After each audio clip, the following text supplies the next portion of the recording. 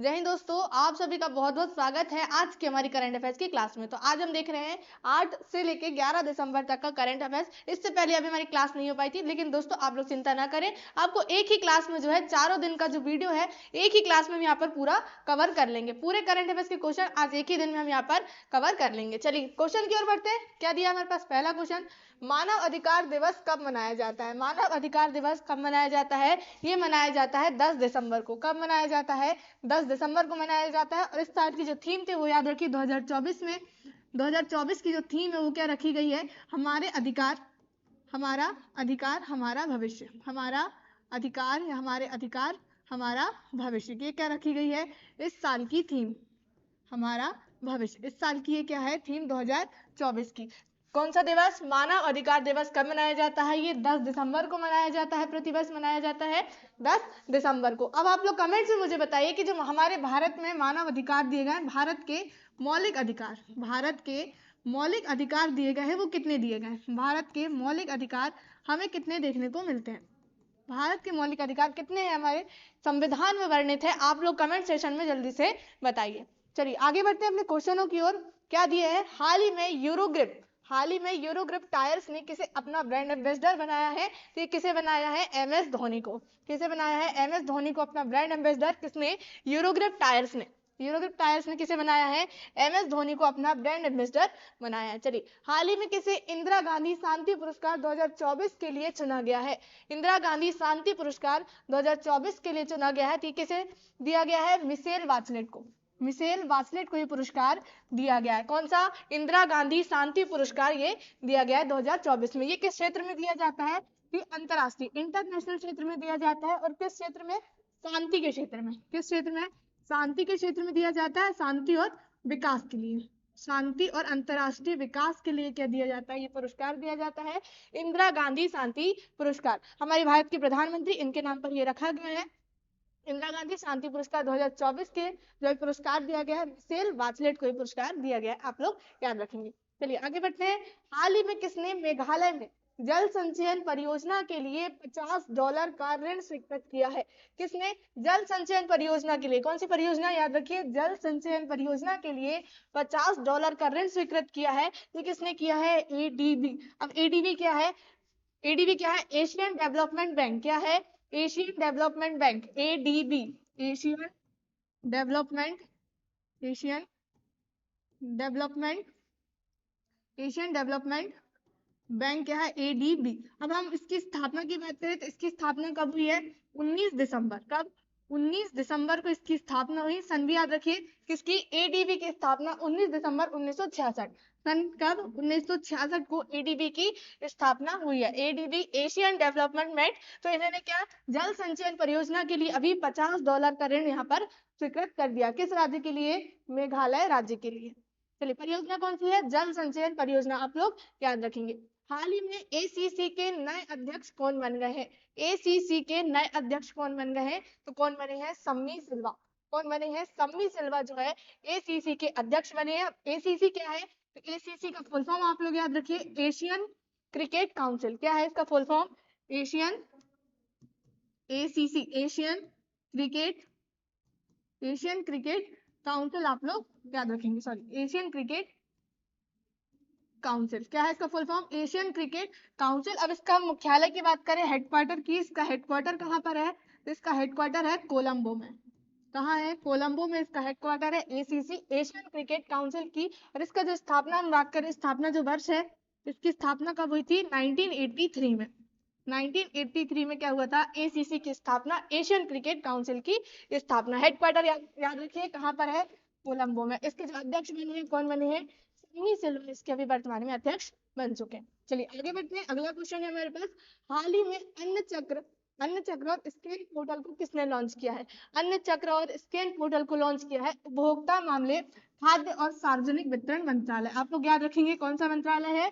उपभोक्ता मामले, खाद्य और सार्वजनिक वितरण मंत्रालय के द्वारा ये अन्न चक्र और स्कैन पोर्टल जो है लॉन्च कर दिया गया है। अन्न चक्र और स्कैन पोर्टल लॉन्च कर दिया गया। चलिए आगे बढ़ते हैं। क्या है क्वेश्चन? हाल ही में किसे Indian council of historical research का चेयरमैन नियुक्त किया गया है? तो किसे? Indian council of historical research. आप लोग हिंदी भी याद रखिए, क्या? भारतीय इतिहास, भारतीय इतिहास अनुसंधान, भारतीय इतिहास अनुसंधान परिषद,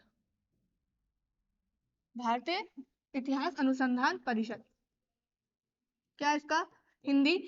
Indian council of historical research का चेयरमैन अभी नियुक्त किया गया है, तो किसे नियुक्त किया गया है? राघवेंद्र तन्वर को।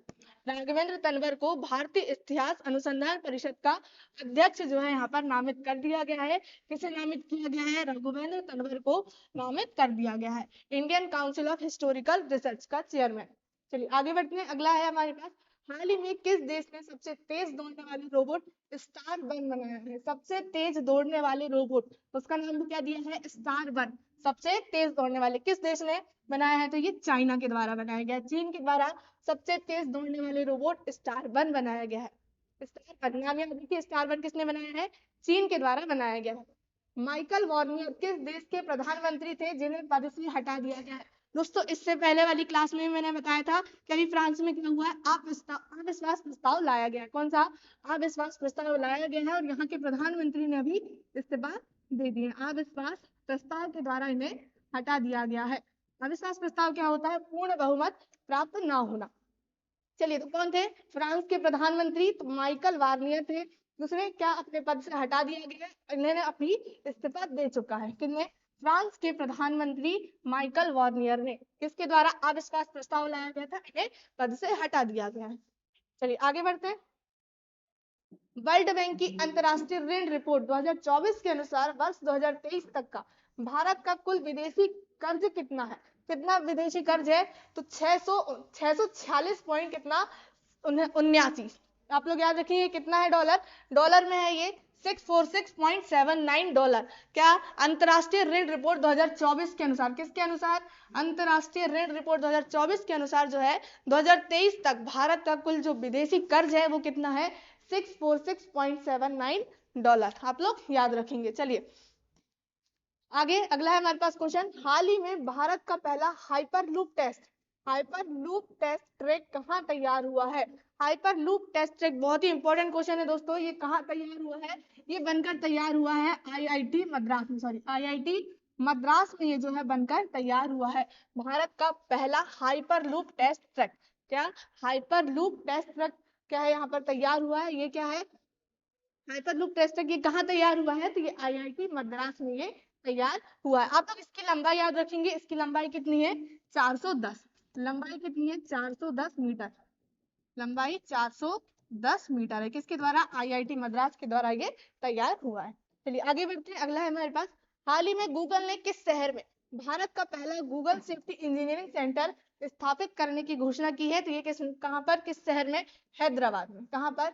हैदराबाद में पहला गूगल सेफ्टी इंजीनियरिंग सेंटर यहाँ पर स्थापित होगा, हैदराबाद में। चलिए आगे अगला है हमारे पास, कौन सा देश नारकोटिक्स ड्रग्स आयोग के, कौन सा आयोग? नारकोटिक्स ड्रग्स आयोग के 68वें सत्र की अध्यक्षता करेगा? तो कौन सा देश है? भारत जो है नारकोटिक्स ड्रग्स आयोग के 68वें सत्र की अध्यक्षता करेगा। कौन करेगा? भारत देश क्या करेगा?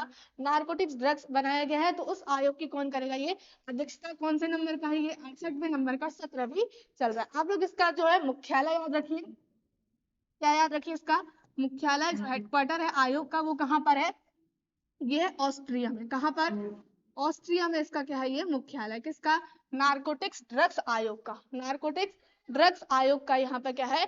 मुख्यालय ऑस्ट्रिया में। इस साल क्या अध्यक्षता कौन करेगा? 68वें सत्र की तो भारत करेगा। चलिए आगे बढ़ते हैं। अगला क्वेश्चन हमारे पास, विश्व भारोत्तोलन चैंपियनशिप आयोजन कहाँ किया जा रहा है? कहाँ किया जा रहा है? तो कहाँ? बहरीन में। बहरीन में क्या किया जा रहा है? विश्व भारोत्तोलन चैंपियनशिप 2024 का आयोजन कहाँ होगा? बहरीन में होगा। चलिए आगे बढ़ते हैं। अगला है हमारे पास, हाल ही में 30वें कोलकाता अंतरराष्ट्रीय फिल्म महोत्सव में किस देश को थीम देश चुना गया है? इंपॉर्टेंट है दोस्तों क्वेश्चन हमारे पास। 30वें कोलकाता अंतरराष्ट्रीय फिल्म महोत्सव, कौन सा महोत्सव? कोलकाता अंतरराष्ट्रीय फिल्म महोत्सव। ये कौन सा संस्करण हुआ है? 30वां नंबर का हुआ है। तो इसमें किस देश को थीम चुना गया है? ये चुना गया है फ्रांस को। किससे चुना गया है? फ्रांस देश को कोलकाता अंतरराष्ट्रीय फिल्म महोत्सव की थीम के रूप में चुना गया है। चलिए आगे बढ़ते हैं। हाल ही में सशस्त्र सेना झंडा दिवस कब मनाया गया? कौन सा दिवस? सशस्त्र सेना झंडा दिवस। दोस्तों दिवस से क्वेश्चन पूछता ही है एग्जाम में, तो आपको इससे क्वेश्चन बिल्कुल भी नहीं छोड़ना, चाहे वो राष्ट्रीय हो चाहे अंतर्राष्ट्रीय। अभी क्वेश्चन में क्या है, सशस्त्र सेना झंडा दिवस कब मनाया जाता है? ये मनाया जाता है प्रतिवर्ष 7 दिसंबर को। 7 दिसंबर को सशस्त्र सेना झंडा दिवस, सैनिकों की याद में ये मनाया जाता है। सैनिक जो अभी वर्तमान में और पूर्व सैनिकों के लिए क्या मनाया जाता है? दिवस मनाया जाता है, सशस्त्र सेना झंडा दिवस। चलिए आगे क्वेश्चन, एशिया और प्रशांत क्षेत्र के लिए, एशिया और प्रशांत क्षेत्र के लिए ISSA गुड प्रैक्टिस अवार्ड 2024 किस देश ने जीता है? कौन सा award? ISSA good practice award 2024 जो किस देश ने जीता है? ये किसने जीता है? इंडिया। किसने जीता है? भारत के द्वारा एशिया और प्रशांत क्षेत्र के लिए पुरस्कार जीता गया है। आप लोग इसका फुल फॉर्म याद रखोगे, ISSA का फुल फॉर्म आप लोग याद रखोगे। क्या है इसका full form? International social security association. आप लोग याद रखोगे फुल फॉर्म है, इंटरनेशनल सोशल सिक्योरिटी एसोसिएशन। इसका क्या है? फुल फॉर्म है ISSA का। कौन सा अवार्ड जीता है? भारत ने जीता है एशिया और प्रशांत क्षेत्र के लिए international social security association good practice award 2024। किसने जीता है? भारत देश ने जीता। चलिए आगे बढ़ते हैं। हाल ही में केंद्र सरकार ने कितने किलोमीटर क्षेत्र में एक डाकघर खोलने का लक्ष्य रखा है? दोस्तों इंपॉर्टेंट है क्वेश्चन, आप लोग बिल्कुल इसको नहीं छोड़ोगे। क्या है? केंद्र सरकार के द्वारा निश्चित किया गया है कि कितने किलोमीटर के क्षेत्र में, कितने किलोमीटर के दायरे में जो है डाकघर खोलने का लक्ष्य रखा गया है। तो कितने किलोमीटर में? 3 किलोमीटर के दायरे में जो है हर 3 किलोमीटर में क्या होगा? एक डाकघर खोला जाएगा, डाकघर खोला जाएगा, पोस्ट ऑफिस। चलिए आगे बढ़ते हैं। हाल ही में अमेरिका के किस राज्य ने 6 दिसंबर को महात्मा गांधी स्मृति दिवस घोषित किया है? बहुत ही अच्छा क्वेश्चन है दोस्तों। अमेरिका के किस राज्य ने 6 दिसंबर को महात्मा गांधी स्मृति दिवस घोषित किया है? ये किस राज्य ने? अमेरिका के नेब्रास्का राज्य ने। किसने? अमेरिका देश के नेब्रास्का राज्य ने 6 दिसंबर को महात्मा गांधी स्मृति दिवस घोषित किया। चलिए आप लोग कमेंट्स में बताइए कि अभी 6 दिसंबर को कौन सा दिवस मनाया गया था? 6 दिसंबर को कौन सा दिवस मनाया गया था? ये बता दे रही मैं, हिंट किसके ऊपर से है? अंबेडकर जी के ऊपर से। उसका नाम है, वो दिवस का नाम है अंबेडकर के ऊपर से। आपको ये हिंट दे दी। 6 दिसंबर को कौन सा दिवस मनाया गया था? आप लोग कमेंट्स में बताइए। चलिए आगे अगला क्वेश्चन है हमारे पास। हाल ही में अंडर 19 एशियन कप 2024 का खिताब किसने जीता है? तो अंडर 19 एशियन कप का जो खिताब जीता है, किसने जीता है? बांग्लादेश ने। किसने जीता है? बांग्लादेश ने ये खिताब जीता है, under 19 Asia cup. Under 19 Asia cup का खिताब जो जीता है, किसने जीता है? बांग्लादेश ने। और किसे हराकर? भारत को हराकर ये जीता है। विजेता टीम कौन रही है? बांग्लादेश। और उप विजेता हम कहें तो क्या रही है? भारत।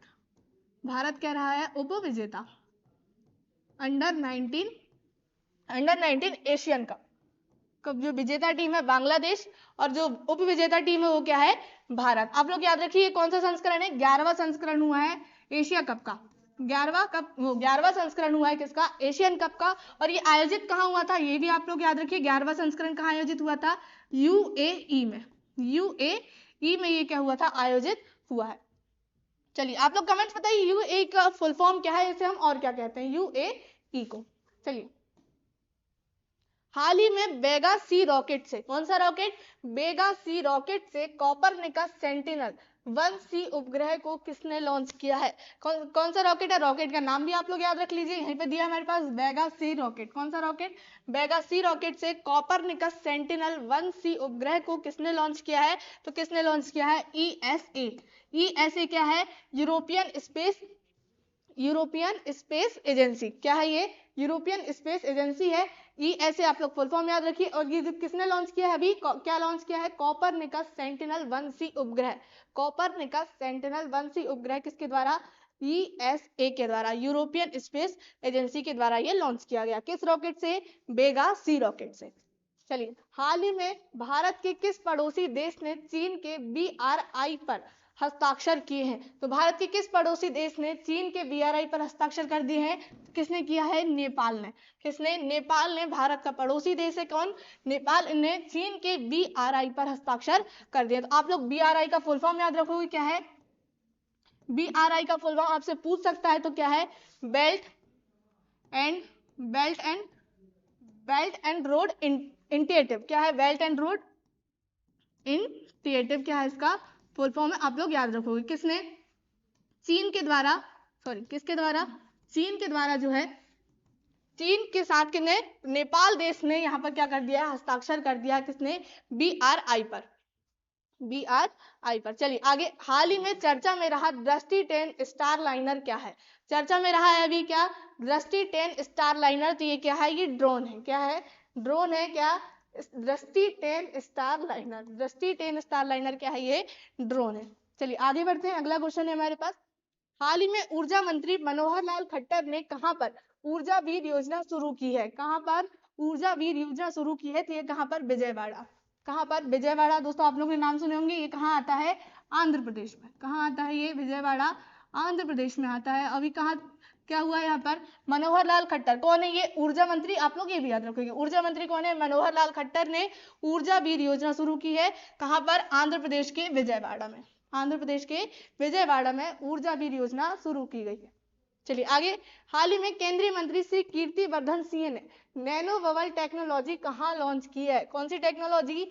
नैनो बबल टेक्नोलॉजी जो लॉन्च की गई है केंद्रीय मंत्री श्री कीर्तिवर्धन सिंह के द्वारा। कहां पर? दिल्ली में। कौन सी? नैनो बबल टेक्नोलॉजी लॉन्च कर दी गई है। नैनो बबल टेक्नोलॉजी कहां? दिल्ली में। चलिए आगे। अगला क्वेश्चन है हमारे पास। हाल ही में RBI के नए गवर्नर के रूप में किसे नियुक्त किया गया? दोस्तों बहुत ही इंपॉर्टेंट क्वेश्चन है, बिल्कुल आप लोग टिक मार्क यहाँ पर कर सकते हो। तो RBI के जो गवर्नर नए गवर्नर के रूप में अभी नामित हो चुके हैं, तो वो कौन है? संजय मल्होत्रा। कौन है? संजय मल्होत्रा क्या है? RBI के अभी वर्तमान में गवर्नर है। और ये जो नियुक्त होंगे, इनकी जो नियुक्ति कब हुई है आप लोग डेट याद रखिए, 11 दिसंबर को ये क्या हो जाएंगे? यहाँ पर गवर्नर के रूप में यहाँ पर पदस्थ हो जाएंगे। RBI के नए गवर्नर कौन? संजय मल्होत्रा। ये आप लोग याद रखिए कौन से नंबर के हैं? 26वें नंबर के। 26वें नंबर के RBI के गवर्नर। तो आप लोग अभी कमेंट से बताइए कि RBI के जो इससे पहले गवर्नर थे 25वें नंबर के, वो कौन थे? RBI के गवर्नर कौन थे 25वें नंबर के? इससे पहले वाली क्लास में मैंने बताया। तो आप लोग यहाँ पर कमेंट में बताइए कि RBI के गवर्नर 25वें नंबर के या इससे पहले कौन थे। चलिए RBI की थोड़ी सी बात कर लेते हैं। इसकी स्थापना कब हुई? RBI की स्थापना हुई 1 अप्रैल 1935 को। 1 अप्रैल 1935 को क्या हुई? RBI की स्थापना। Reserve bank of India. Reserve bank of India, बैंकों का बैंक कहा जाता है RBI को, रिजर्व बैंक ऑफ इंडिया। इसकी स्थापना 1 अप्रैल 1935 को हुई। और यहाँ पर ये भी याद रखिए आप, 1 जनवरी 1949, ये डेट भी याद रखिए। ये कब हुआ था? यहाँ पर RBI का राष्ट्रीयकरण कर दिया गया था। RBI का राष्ट्रीयकरण कर दिया गया था। कब किया गया था? 1 जनवरी 1949 को। एक इंपॉर्टेंट चीज भी आप लोग याद रखिए, कई बार पूछ लेता है कि जब 1 अप्रैल 1935 को RBI की स्थापना हुई तब गवर्नर कौन थे? तो जो पहले गवर्नर थे, फर्स्ट गवर्नर आप लोग याद रखिए, फर्स्ट गवर्नर तो वो कौन थे? Sir Osborne Smith. क्या नाम था उसका? Sir Osborne Smith. कौन थे? सर ऑसबॉर्न स्मिथ पहले RBI के गवर्नर थे। पहले RBI के गवर्नर कब? 1935 में। 1935 में। अब आप लोग ये भी याद रखिए, स्वतंत्रता के पश्चात। कब? स्वतंत्रता के पश्चात जो थे भारत के पहले गवर्नर बने गए, सॉरी RBI के गवर्नर जो बने गए, RBI के फर्स्ट गवर्नर स्वतंत्रता के पश्चात, वो कौन थे? CD देशमुख। CD देशमुख क्या थे? गवर्नर पहले नंबर के स्वतंत्रता के पश्चात। और जो पहले थे 1935 में, वो कौन थे? Sir Osborne Smith. स्वतंत्रता के पश्चात हम कहा 1947 के बाद जो पहले गवर्नर बने वो कौन थे? CD देशमुख। आप लोग नाम याद रखिए। अब वर्तमान में कौन है? संजय मल्होत्रा। अब हमारे पास ऑप्शन में क्या है? के संजय मूर्ति। के संजय मूर्ति, ये कौन है? वर्तमान में CAG, भारत के नियंत्रक एवं महालेखा परीक्षक कौन है? के संजय मूर्ति जो है वर्तमान में अभी है। चलिए संजीव खन्ना एक हमारे पास ऑप्शन में है, तो ये कौन है?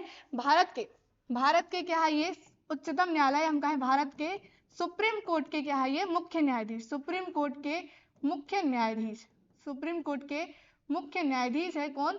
संजीव खन्ना। चलिए आप लोग कमेंट से बताइए कि इससे पहले के हम कहें भारत एवं नियंत्रक लेखा परीक्षक कौन थे, और इससे पहले जो संजीव खन्ना के पहले जो भारत के सुप्रीम कोर्ट के मुख्य न्यायाधीश रहे हैं वो कौन है? आप लोग दोनों के नाम यहाँ पर कमेंट्स में बताओगे। और RBI के गवर्नर कौन थे ये भी आप लोग कमेंट्स में बताओगे।